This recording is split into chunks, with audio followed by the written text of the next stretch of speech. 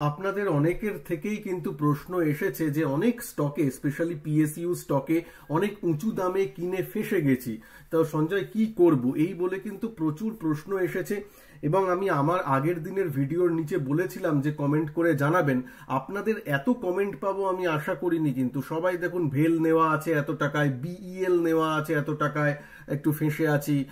তারপর হ্যাল নেওয়া আছে, আরইসি নেওয়া আছে, পিএনবি, তারপর বিভিন্ন ধরুন আমি যখনই দেখছি ওই আইআরএফসি মানে আরভিএনএল, আইআরএফসি এই ধরনের স্টকগুলো নেওয়া আছে, Mazagon dock, IRCTC, Hindustan zinc, এরকম প্রচুর প্রশ্ন কিন্তু আপনাদের কাছ থেকে এসেছে। এবং আমি আপনাদেরকে কথা দিয়েছিলাম যে একটি স্পেশাল ভিডিও আমি বানাবো। এই ভিডিওটা যদি আপনারা মন দিয়ে দেখেন এবং স্কিপ না করে দেখেন, তাহলে আমি মোটামুটি দেখুন 100% তো গ্যারেন্টি হয় না, মোটামুটি 99% মোটামুটি গ্যারেন্টি দিয়ে বলতে পারি পরবর্তীকালে আপনারা তো ট্রেডিং বা ইনভেস্টমেন্ট এখনই যে বন্ধ করে দিচ্ছেন বা করে দেবেন তা তো নয়, 30-40 বছর 20 বছর চলবে। আমার এই ভিডিওর কথাগুলো যেগুলো বলবো সেগুলো যদি মনে রাখেন, স্কিপ না করে দেখেন ভিডিওটা, তাহলে আগামী যত বছর আপনি শেয়ার মার্কেটে থাকবেন কখনো এই ফেঁসে যাবেন না। কোট আনকোট ফেঁসে যাওয়া যে বলেন, এটা জীবনে হবে না আপনাদের, মোটামুটি এটা আমি বলতে পারি, কারণ এই পদ্ধতিটা আমি নিজে অ্যাপ্লাই করি নিজের উপর, সুতরাং সেটা দিয়ে আমি আপনাদের বলতে পারি। চলুন শুরু করি ব্যাপারটা।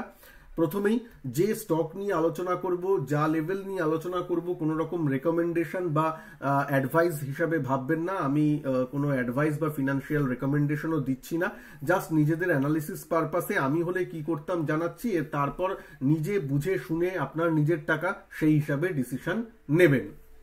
প্রথম কথা আমি বলি, আর ভিডিওটা যদি একটু বড় হয় ক্ষমা মার্জনা করবেন, কারণ অনেকের প্রশ্নের উত্তর দিচ্ছি, এক লাইনে বলে আমি চলে যেতে পারবো না, ভালো করে বুঝিয়ে বলবো যাতে পরবর্তীকালে আর আপনারা এইভাবে ফেঁসে না যান। প্রথম কথা বলি, কয়েকটা উদাহরণ দিই। এক, অনেকে দেখবেন ওই উইপ্রো 750-তে ফেঁসে গেছে। 750-তে তখন নিয়েছিল, 750-700 টাকায় চলছিল, 2 বছর আগের কথা, তখন আইটি খুব বুম চলছিল। আমি ভিডিও করে বারণ করছিলাম যে এখন ভ্যালুয়েশনটা একটু বেশি আমার মনে হচ্ছে।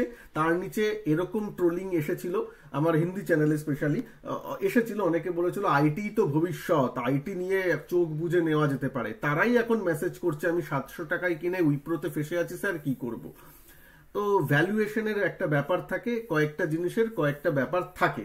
এবার আসি যে এখন আমরা কি করব। দেখুন আপনাদের সামনে আমি এখানে স্টকগুলোকে কিন্তু অ্যাড করে রেখেছি। পিএসইউ একটা স্টক আমার মাথা থেকে বেরিয়ে গেছিল, সেটাও এখন অ্যাড করে রাখি, বিইএল বা ভারত ইলেকট্রনিক্স। দেখতে পাচ্ছেন মাঝগাঁও ডক, কোচিন শিপইয়ার্ড, আপনারা যা যা চান, রেলের স্টক, হ্যাল, সবগুলোই আছে। কয়েকটা স্টক যদি এর মধ্যে না থাকে তাও হতাশ হবেন না। আপনার ধরুন মারুতি কাউর নেওয়া আছে, আমি একজনের জানি মারুতি নেওয়া আছে, সে আমায় প্রশ্ন করেছে। এই ব্যাপারটা যদি বুঝে যান তাহলে আপনি এই জিনিসটা সব স্টকেই অ্যাপ্লিকেবল, সব স্টকেই অ্যাপ্লাই করতে পারবেন। কনসেপ্টটা শুনুন। দেখুন আপনার দুটো বা তিনটে কেস হতে পারে। নাম্বার ওয়ান, এক নম্বর কেস কি, যে ধরুন একটা স্টক, আমি কোচিন শিপইয়ার্ডের উদাহরণ দিয়েই বলি, অনেকে হয়তো এইসব জায়গায় নিয়েছিল, এখানে একটু প্রফিট বুক করেছিল, আবার এখানে নিয়েছিল, এখানে প্রফিট বুক করেছিল, তারপর আবার এখানে নিয়েছে, এখন সে একটু ফেঁসে আছে বলে মনে করছে। এটা কেস ওয়ান আমি বলছি।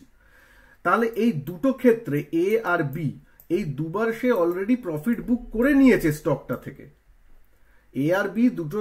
এবার 3 নম্বর বার যখন সে করেছে তখন সে একটু ফাঁসছে বলে মনে হচ্ছে, এক্ষেত্রে তো তার বেরিয়ে যাওয়াই উচিত, কারণ সে তো দুবার প্রফিট অলরেডি বুক করেছে। অ্যাজ আ হোল এই স্টক থেকে তো সে লস করেনি, সুতরাং আনসার্টেনটি হলে আমি সেখানে থাকবো না। আমি একটা উদাহরণ দিলাম, জাস্ট এটা একটা উদাহরণ, তারপর আমি লেভেল নিয়ে কথা বলবো।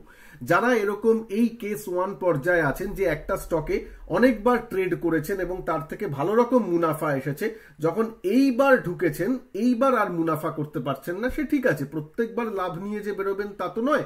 একবার নয় স্টকটাকে ছেড়ে দিলেন, একবার লোকসান, বা একবার টাকাটা মার্কেটকে দিলেন।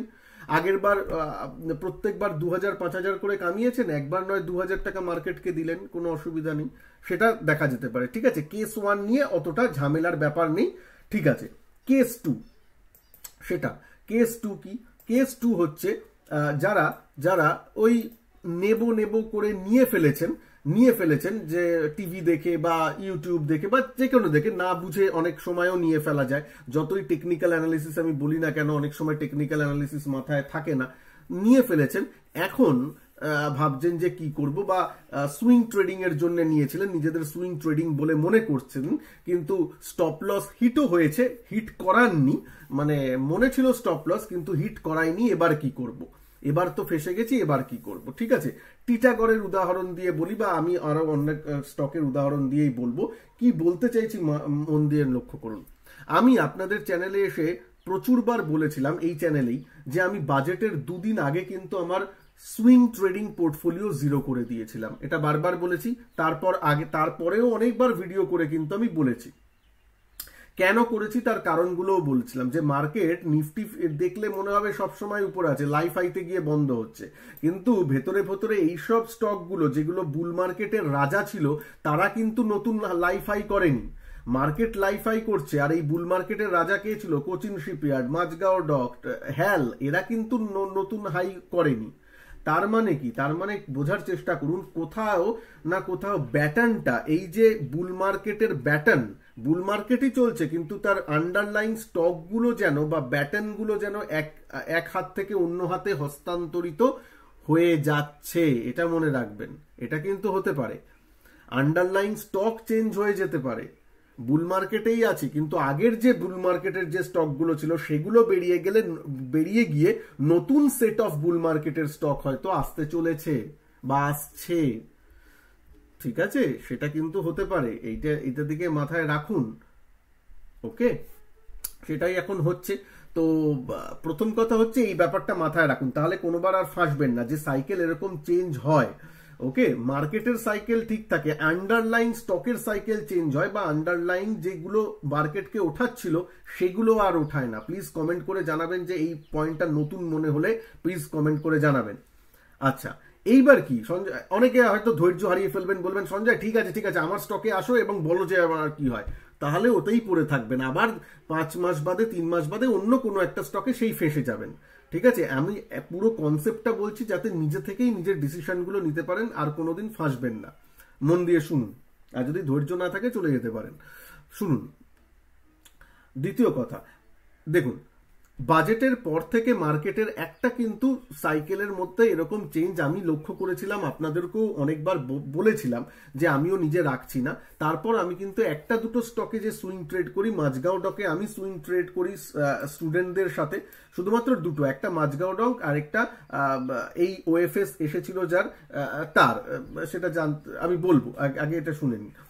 মাঝগাঁও ডকে আমি ট্রেড করি, উপরের এই 5000-এর উপরে নিয়েছিলাম, একটু মানে 5200 না 5300-তে নিয়েছিলাম, 100 পয়েন্ট নিচে নেমেছিল, বেরিয়ে গেছিলাম, ব্যাস। স্টপ লস ছিল, স্টপ লস হিট, বেরিয়ে গেছি। আজকে দেখুন আমি খুব ভালো জায়গায় আছি, নিজেকে মনে করছি। একটা স্টকে কি স্টপ লস দেবো না? বাজেটের আগে পর্যন্ত অনেক স্টকে ভালো রকম মুনাফা এসেছে, এবার একটা স্টকে স্টপ লস দিয়ে বেরিয়ে যেতে কি যায় আসে? ঠিক আছে, আরো একটা কথা বলি, তো এই জিনিসগুলো আমি কিন্তু করেছি। এবার আমি করেছি বলে কি বলতে চাইছি সেটা হচ্ছে, যারা কেস 2 যেটা আমি বলছি, যারা সুইং ট্রেড ভেবে স্টপ লস রেখেছিলেন কিন্তু হিট করাতে পারেননি, তাদের জন্য ভিডিওটা একটু মন দিয়ে এবার শুনুন। প্রত্যেকটা লেভেল নিয়ে আলোচনা করব। কোচিন শিপইয়ার্ড, প্রথম কথা তো ভুল করেছেন, এই ভুল নেক্সট থেকে আর করবেন না। সুইং ট্রেডিং করছেন, স্ট্রিক্ট স্টপ লস থাকবে, স্টপ লস হিট, বেরিয়ে যাবে। অত যদি মায়া থাকে তাহলে প্লিজ ইনভেস্ট করবেন না, মানে ট্রেডিং করবেন না, শেয়ার মার্কেটে আসবেন না, ইনভেস্ট করুন না। ইনভেস্ট করতে কে বারণ করেছে? মিউচুয়াল ফান্ডে ইনভেস্ট করুন, ভালো টাকা আছে মিউচুয়াল ফান্ডে, সেখানে আপনার ভালো টাকা আসবে। মানে ট্রেডিং করতে গেলে নিয়ম কিছু মেনে চলতে হবে। স্টপ লস আসবে, বুকে পাথর রেখে স্টপ লস হিট করিয়ে বেরিয়ে যেতে হবে। ঠিক আছে স্যার, এখন ফেসে গেছি, কি করা যায়? যদি কারোর কোচিন শিপইয়ার্ড থাকে, দেখতেই পাচ্ছেন মুভিং অ্যাভারেজ 2012 লেভেলটা ভেঙে গেলে তো আশা করি বেরিয়ে যাওয়াটাই বেটার। এবার আপনার টাকা, আপনি ডিসিশন নেবেন, আমি শুধু লেভেলগুলো বলছি, কোথায় নেক্সট সাপোর্টটা আছে। ঠিক আছে, যদি না বেরোন নিজেই বুঝবেন, আমাকে আর বলে লাভ নেই, কারণ কখন যে মার্কেট চেঞ্জ হয়ে গিয়ে চলে যাবে সেটা নয়। এবার একটা কথা, অনেকের এই প্রশ্নটা করে, স্যার ধরুন এখানে বেরিয়ে গেলাম, বেরিয়ে যাওয়ার পরেই আমার স্টকটা 3-4% করে সুন্দর বাড়ছে, স্যার আমি তো ফেসে গেলাম। কেন ফাঁসবেন? বেরিয়ে ধরুন এখানে বেরিয়ে গেলেন, কেউ এখানে এক্সিট করলো, এখানে একটু এটা খারাপ হচ্ছে স্ট্রাকচারটা, বেরিয়ে গেলাম, তারপর এখান থেকে ধরুন না, ধরুন এইটা ভেঙে গেল, এই সাপোর্টটা ভেঙে গেল, তখন এইসব জায়গায় ট্রেড করছে, তখন আমি বেরিয়ে গেলাম। তারপর আবার যদি কোচিন শিপইয়ার্ড সুন্দর ঘুরে যায়, এটা উইকলি চার্টে আছি, আবার যদি ঘুরে যায় এরকম করলে, এরকম করে হায়ার হাই তৈরি করছে, আবার কি আমি এখানে কিনতে পারি না? কে আমায় আটকেছে? হ্যাঁ, এখান থেকে এখানের ওইটুকুনি নয় হবে না, কিন্তু যদি আবারও হায়ার হাই তৈরি করে, আবার এই সুইং হাইগুলোকে, সুইং যে হাই করেছিল সেগুলোকে যদি ক্রস করে, ও কি এখানেই থেমে থাকবে? ও তো আবার সেই নেক্সট টার্গেট এই হাই পর্যন্ত যাবে, বা এই হাইকে ক্রস করে দিলে আরো উপরের দিকে যাবে, যতটা নেমেছিল ততটাই তো উপরের দিকে যাবে, টেকনিক্যাল টার্মস যা বলে, তাই না? ও তো ওখানেই থেমে থাকবে না, তাহলে যা লস করেছিলাম সেটা তো পুষিয়ে যাবে। আবার ঢুকতে পারি না, এটা কে বলেছে? একটা বাটন টিপলেই তো ঢুকে যাওয়া যায়। আমি বুঝি না, এইটাই মানুষের আপনাদেরকে বাধা দিয়ে রাখে, যে বেরোতে দেয় না। বেরোতে দেয় না এই জন্যই যে বেরিয়ে গেলে আবার যদি স্টকটা বেড়ে যায় তখন তো হাউতাশ করবো, আবার যদি স্টকটা বাড়ে, আবার যদি স্ট্রাকচারটা ভালো হয়, আবার যদি টেকনিক্যালটা ভালো হয়, আবার আমি ঢুকবো, কেউ তো আমায় আটকাচ্ছে না। এই ব্যাপারটা একটু বুঝতে হবে, ঠিক আছে? তাহলে দেখবেন অ্যাটাচমেন্ট থাকবে না স্টকের প্রতি, স্টককে ভালোবাসলে চলবে না যখন ট্রেডিং করছেন। আচ্ছা, তাহলে 2000-এর নিচে এটা হলো মাঝগাঁও ডক দেখছেন। প্লাস আমি আরেকটা কথা, প্লিজ নিচে একটু পিই এই কথাটা লিখবেন। আমি আপনাদের বলেছিলাম যে হাই পিই স্টক আমি অ্যাভয়েড করছি, অ্যাটলিস্ট হাই পিই স্টকে থাকবেন না। এটা আমি পই করে কিন্তু আমার 1 মাসের ভিডিও দেখুন, 3 উইকের আগের ভিডিও দেখুন, বারবার আপনাদের বলেছি। যদি মনে থাকে প্লিজ আপনারা লিখবেন পিই। একজন দুজন লিখলেও আমি বুঝবো তারা ভিডিও স্কিপ করে দেখে না, পুরোটা দেখেছেন। হাই পিই স্টকে না থাকতে বলেছিলাম, যেমন কোচিন শিপইয়ার্ড হাই পিই স্টক, 90-এর মতো পিই, এখন অনেকটা কমে গেছে যেহেতু কারেকশন হয়েছে। মাঝগাঁও ডকও 40-45-এর পিই, এমন কিছু কম না, কম্পারেটিভলি কোচিন শিপইয়ার্ডের থেকে কম, কিন্তু খুব একটা কম নয়। হাই পিই স্টকে একটু ব্যাপার থাকে, কেন বুঝতে হবে। দেখুন, এই স্টকগুলোর যে এত বেড়েছে, সরকারি কোম্পানিগুলো, মাঝগাঁও ডকই যেমন 1 মাসে ডবল হয়েছিল কিছুদিন আগেও। কেন এগুলো হয়েছে? যে পরবর্তীকালে অর্ডার ওরা ভালো পাবে তার আশায় বেড়েছিল, অর্ডারের জন্য। যেই যদি এখন ভালো অর্ডার আসতেও শুরু করে, সেটা তো অলরেডি প্রাইসড ইন। এখন বাজারের চাই আরো বড় নিউজ, মানে অর্ডার যা আসে সেটা তো আসলোই, তার থেকে আরো বড় অর্ডার। ধরুন 40,000 কোটি টাকার অর্ডার আসবে কেউ ভেবেছিল, তার থেকে যদি 50-60,000 কোটি টাকার অর্ডার আসে, তাহলে সেটা স্টকের জন্য ভালো।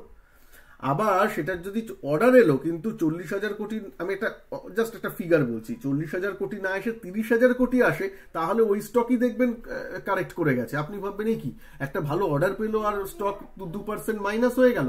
আরে বাবা, কেন? অলরেডি এটা দামটা বেড়েছে, অর্ডার ভবিষ্যতে অর্ডার পাবে তার জন্য। এই যে স্টককে যখন যারা এখানে কিনেছিল, আমি যে স্টককে যারা এইসব জায়গায় কিনেছিল বাড়ানোর জন্য, তারা কেন কিনেছিল এইসব জায়গায়? ভাবুন, এইসব জায়গায় কেন কিনেছিল যে পরবর্তীকালে অর্ডার পাবে, তাই আশায়, সেই আশাতেই কেনা ছিল। এখন যদি অর্ডার পায় সেটা বড় ব্যাপার নয়। সুতরাং ঠিক আছে, এবার কারেকশন করছে। মাঝগাঁও ডকের জন্য স্টপ লস হবে আপনার 4,000। 4,000-এর নিচে যদি নেমে যায়, 4,000-এর লেভেল ভেঙে যায়, তাহলে তো অবশ্যই বেরিয়ে যেতে হবে। 4,000 যে সাপোর্টটা আছে, বা এই যে এই ক্যান্ডেলের যে লো হয়েছিল 4,132, 4,100, এইখানে আরো একটু 100 পয়েন্টেরও যদি হয়, 4,000টা একটা সাপোর্ট হিসাবে কাজ করবে। এই সাপোর্টটা দেখবেন, এই সাপোর্টটা ভেঙে গেলে আর কি বলবো। আর এবার তাও যদি না পেরোন, তাহলে আমি জানি না। ইরকন দেখতে পাচ্ছেন এই সাপোর্ট ভেঙে কাজ করছে। এখন যদি আবার নিচে আসে, খুব খারাপ চার্ট প্যাটার্ন কিন্তু ইরকন তৈরি করে বসে আছে। সুতরাং এখন নিজের ডিসিশন যে আপনি বেরোবেন কিনা। আবার কখন ভালো হবে যদি আবার 200-300 উপরে যদিও ট্রেড করতে থাকে। যতক্ষণ না করবে ততক্ষণ এই স্টকে আমি হলে থাকতাম না, কারণ এখানে এরকম গুটি পায়। যদি এটাকে স্টপ লস, এটাকে যদি সাপোর্ট হিসাবে মনে করে তো ঠিক। যদি আপনারা সাপোর্ট চান 250 ভেঙে গেলে তো আর কিছু না, তাহলে তো বুঝতেই পারছেন এই মুভিং অ্যাভারেজও ভেঙে যাচ্ছে, যেটা আপনার 20 EMA সেটাও ভেঙে দিচ্ছে ও। ঠিক আছে, এবার 20 EMA এর নিচে ধরুন 50 EMA থাকবে, 100 EMA থাকবে, এটা এক একটা নিচে ধাপ। অত পর্যন্ত কি করতে পারবেন, থাকতে পারবেন, তাহলে ইস ওকে। আমার মতে তো স্টপ লস আসবে, আমি সাপোর্ট ভাঙলো আমি বেরিয়ে যাব, আবার যখন ভালো প্যাটার্ন যদি তৈরি হয় আবার নয় সেই স্টক নেব। ঠিক আছে,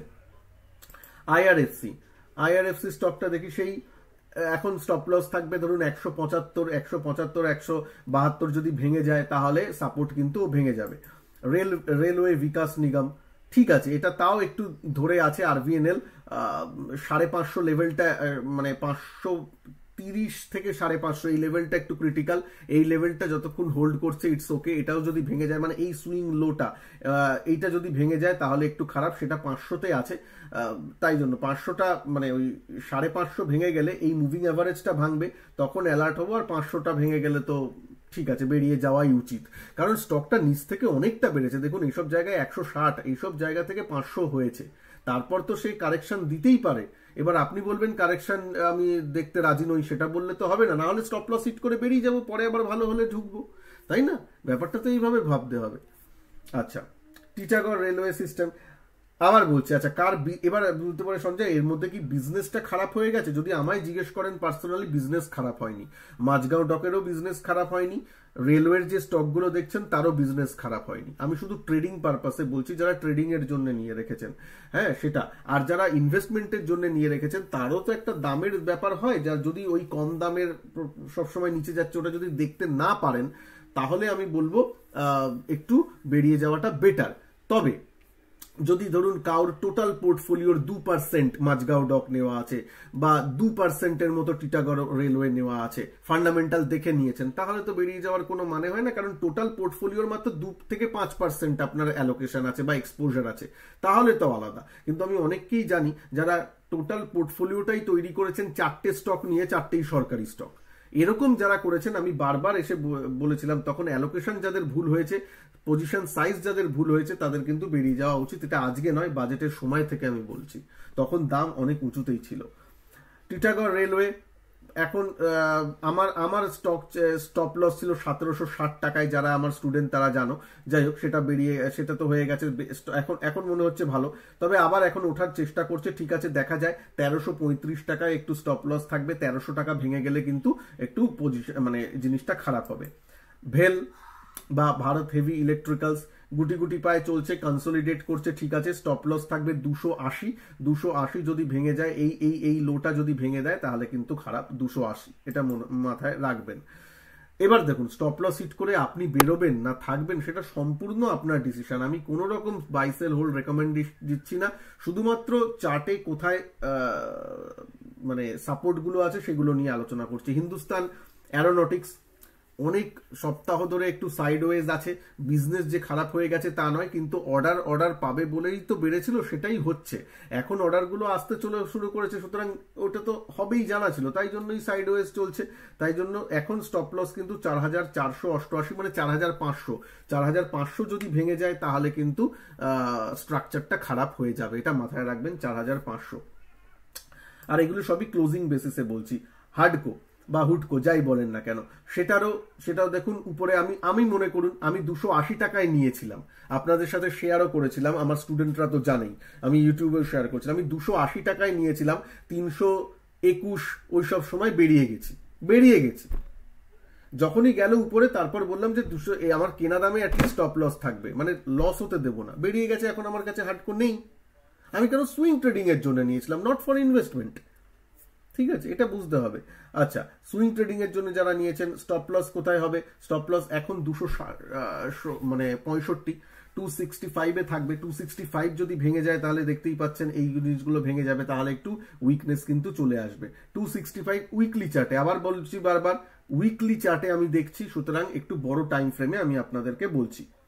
যে দুটো স্টকের উপর আমি বারবার আপনাদের বলতাম যে যদি আমাকে বলো যে সঞ্জয় তোমাকে বলছি একটা পিএসইউ স্টক নিতেই হবে, তোমায় নিতেই হবে, এরকম বলছি, যদিও এরকম কোনো বাধ্যবাধকতা নেই, কিন্তু যদি কোনটা ভালো লাগে এটা যদি বলেন, তাহলে আমি বারবার বলেছি যেগুলো একটু লো পিই স্টক, সেক্ষেত্রে আরইসি আমি বলতাম পিই দেখুন 9 বা 8 বা 10 এরকম পিই, আরইসি, পিএফসি এগুলোর। তাই জন্য দেখুন এগুলো উপর থেকে গেলেও কিন্তু কারেক্ট বেশি করেনি।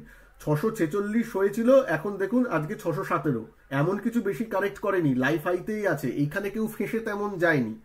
3% উপর থেকে 5% কমাকে যারা ফেসে যাওয়া বলেন তাদের তো স্টক মার্কেটে ট্রেড করাই উচিত নয়। মানে স্টপ লস রেখেও ট্রেড করবো না, আবার 5% কমও সহ্য করতে পারবো না, তাহলে স্টক মার্কেটে আছেন কেন? কথাটা শুনতে খারাপ লাগলেও এটাই নিয়ম, এটা মাথায় রাখবেন। তাই জন্য দেখুন, এটা মনে আছে কিনা প্লিজ, মনে থাকলে নিচে একটু আরইসি কথাটা লিখবেন, শুধু আরইসি আমি রিকোয়েস্ট করব। যে আরইসি কথাটা লিখবেন। যদি মনে থাকে যে আমি বারবার বলেছিলাম যে লো পিই জাতীয় স্টকে থাকুন, হাই পিইতে থাকবেন না। লো পিইর মধ্যে আপনাদের প্রশ্ন এসেছিল, আমি বলেছিলাম আরইসি, পিএফসি এগুলো হচ্ছে লো পিই স্টক সরকারি কোম্পানির মধ্যে।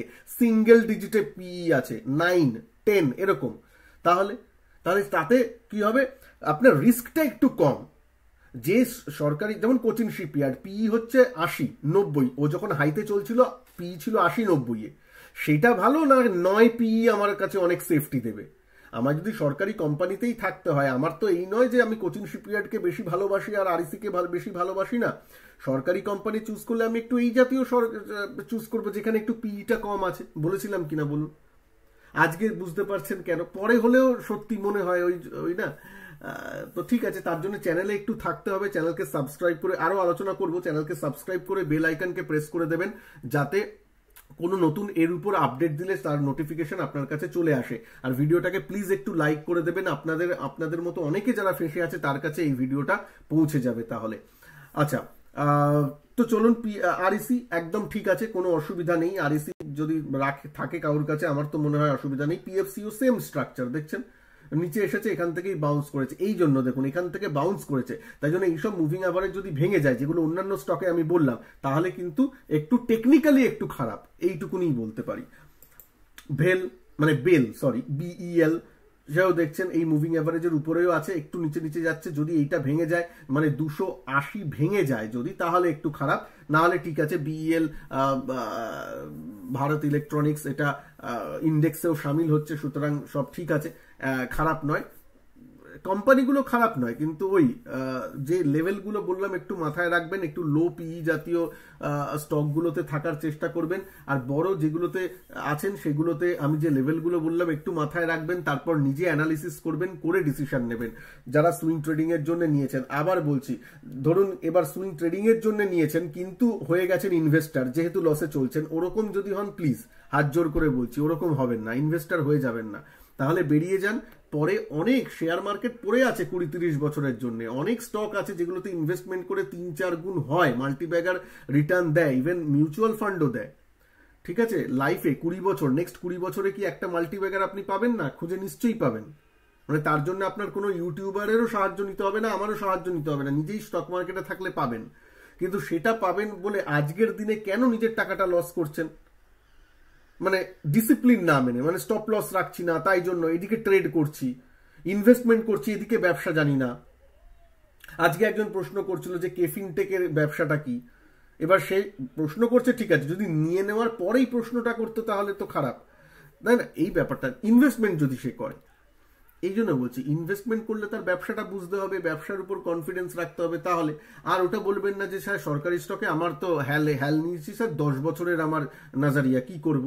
এসব বলা সোজা 10 বছরের। আজ কালকেই বলছি, কালকে যদি হ্যাল 20% মাইনাসে চলে না, আপনি ওই 10 বছর না বেরিয়ে যাবে সব। কালকেই আপনার মানে পাজলড হয়ে যাবেন যে কি করব, তো 20% তো পড়ে গেল। সরকারি কোম্পানিতে 20 বছর 10 বছরের নাজারিয়া রাখবেন না। সরকার কখন যদি চেঞ্জ হয়ে যায়, তার পলিসি চেঞ্জ হয়ে যাবে। পলিসি চেঞ্জ হলে তো আপনাকে নতুন করে আবার একবার দেখতে হবে না ব্যাপারগুলো। সুতরাং সরকারি স্টক মানে 10 বছরের কোনো ব্যাপার নয়, এখানে মনে রাখবেন এটা। ঠিক আছে, সরকারি স্টক কিন্তু এই 1-1.5-2 বছরে কিন্তু একটু রিটার্ন দিচ্ছে। তার আগে দেখুন সরকারি স্টক, কোনো স্টক মানুষকে বড়লোক করে কিন্তু দেয়নি কোনোদিন, এটা মনে রাখবেন। সুতরাং একটু সাবধানে, আমি বলছি না যে এখন থাকবেন না, আমি বলছি একটু সাবধানে থাকবেন যাই করেন। আর টোটাল পোর্টফোলিও একটা বানাবেন, যদি পোর্টফোলিও তৈরি করেন যার মধ্যে বেসরকারি কোম্পানিও থাকবে, ডাইভার্সিফাইড কোম্পানিও থাকবে, এফএমসিজি থাকবে, আইটি থাকবে, তার মধ্যে একটা কিছু একটু সংখ্যক পিএসইউ থাকলো, তাহলে ঠিক আছে। এই নয় যে পুরো পোর্টফোলিও তৈরি হচ্ছে সবই আমার পিএসইউ, যে স্টকগুলো বাড়ছে, তারপর আটকে গেলে তখন মুশকিল। এটা করবেন না। এই যে কয়েকটা পয়েন্ট বললাম এটা মনে রাখবেন, তাহলে কোট আনকোট আর ফেসে যাবেন না কোনোদিন। আর যখনই বারবার বলছি স্টপ লস রাখবেন, স্টপ লস রেখে কাজ করবেন প্লিজ। আর স্টপ লস এলে হিট করে বেরিয়ে যাবেন, আবার যদি ভালো হয় আবার ঢুকবেন নয়। মনে হচ্ছে কথাটা বারবার বলছি, কিন্তু দেখুন বারবার বলছি কেন, আমার এই ভিডিওর কমেন্টের নিচে পড়ুন, নিজেরই কান্না পাবে যে এতজন লোক এরকম ভাবে ফেসে আছে, তাই জন্য তারা বলছে। কেন? শুধুমাত্র স্টপ লস হিট করানোর জন্য নয়। আমি তো নিজে আপনাদের এখানে এসে ট্রেড করি, আমার কাছে এই প্রত্যেকটা যে স্টক বলছেন প্রত্যেকটা একটা না একটা সময় আমার কাছে ছিল, হ্যাল থেকে শুরু করে সব কটা। আজকের ডেটে আমার কাছে কিছু নেই। কেন?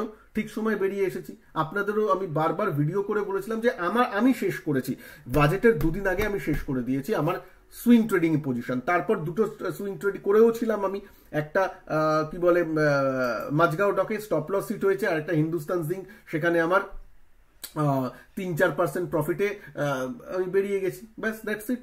আবার যখন সুযোগ আসবে সুইং ট্রেডিং এ আবার করব। অ্যাজ আ ডিসক্লেমার বলে রাখি, এখন আমার কেফিন টেকে ওই 1000-এর কাছে দুদিন আগে যখন এসেছিল তখন আমার পজিশন আছে। কেফিন টেক আপনাদের চেনানো আছে, স্টপ লসও বলা আছে আমার, উইথ স্টপ লস আমার পজিশন নেওয়া আছে। আজকে দেখুন 13% একটা 12%-এর মতো একটা লাভের মতো ব্যাপার এসেছে। ঠিক আছে না? আমার যদি এটা হয়েছে, এবার যদি স্টপ লস হিট হতো কেফিন টেক, আমি বেরিয়ে যেতাম। আমি এই নয় যে কেফিন টেক ধরে বসে থাকবো যখন স্টপ লস হিট হলেও। তো এরকম ভাবে ব্যাপারগুলো একটু মাথায় রেখে কাজগুলো কিন্তু করতে হবে, একটু ভেবে চিন্তে করবেন। আর কোন স্টক যদি মিস হয়ে গিয়ে থাকে, আপনার মনে হয় যে হ্যাঁ এই স্টকটা নিয়ে আলোচনা করলে ভালো হয়, প্লিজ এই ভিডিওর নিচে আবার লিখবেন, আমি অন্য কোনো ভিডিওতে সেই স্টকগুলো কভার করার চেষ্টা করব। ঠিক আছে? প্লিজ ভিডিওকে লাইক করবেন যাতে এই ভিডিওটা আরো অনেকের কাছে পৌঁছে যায়। শুধু আপনার নয়, অনেকেরই এতে হেল্প হবে। ভালো থাকবেন সবাই। নমস্কার, জয় হিন্দ, বন্দে মাতরম।